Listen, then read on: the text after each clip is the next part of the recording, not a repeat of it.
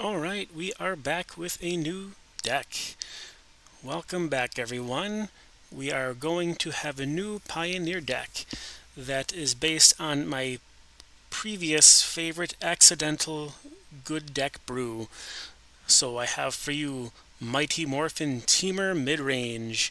And so the deck is based around the skeleton of Obscuring Aether, which makes your face down creature spells cost one less to cast. So your morph and your disguise cost one less for each obscuring aether.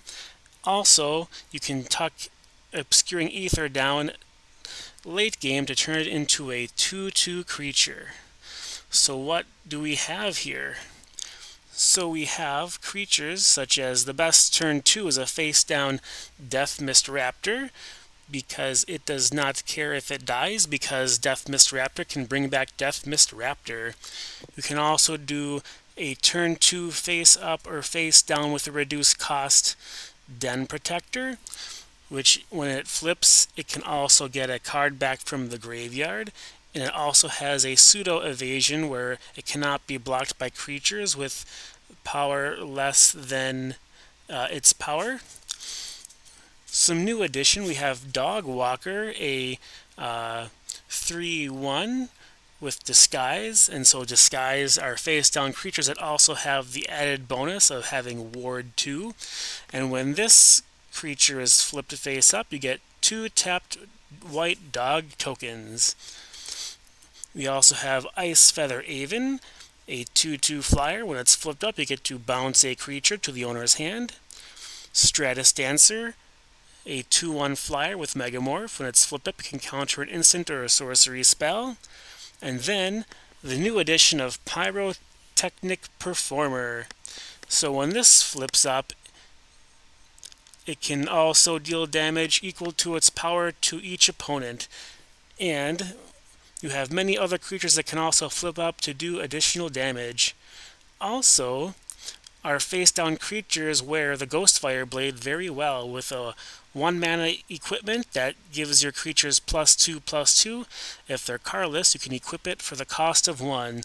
So as you see, you can get very big creatures very quick. And then when it comes to our utility spells, we have 3 Negate, just to counter non-creature shenanigans. And then you come to a river with versatility as it bounces any non-land permanent and can also sneak through their final points of damage to make them unblockable.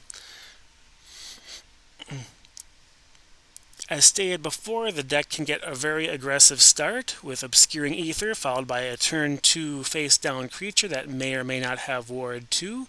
And then Death Mist Raptor can bring itself back, and then Den Protector can bring back any card in your graveyard, which can chain Death Mist Raptor, or you can have the tempo play of Ice Feather Aven to bounce a blocker, and then secure the board with Negate, or also out-tempo your opponent by countering their removal spell.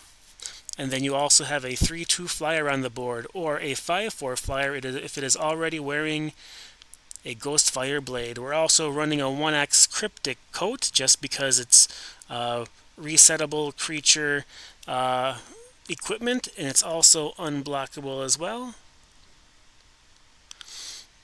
So that is the game plan. Mighty Morphin Temur Midrange. Land base is just what you would expect. We are going 3 right now on the Triome, 2 on the Confluence. That might increase as I get more copies.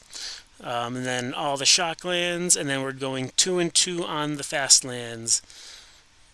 Both of them add green because we want that turn 1 Obscuring Aether. Sideboard currently is Inox Survivalist, get rid of a enchantment or an artifact. Cerulean Drake to stuff red decks and also to block phoenixes. My one of Profaner of the Dead, Silver Bullet, is a way to just have a one-sided board wipe, bounce all your opponent's creatures or a lot of them back to their hand. and also attached to a 3/3 body. 4 Lithomantic Barrage, a way to punish white and blue decks and their planeswalkers. Trying out Scrabbling Claws as a way to keep people off of their delve cards, and in a pinch you can also exile a specific card and then draw a card in the process. And then Roiling Vortex as a way to punish people that gain life and also do some extra damage along the way. So there you have it, Mighty Morphin Temur Midrange. Thanks for watching.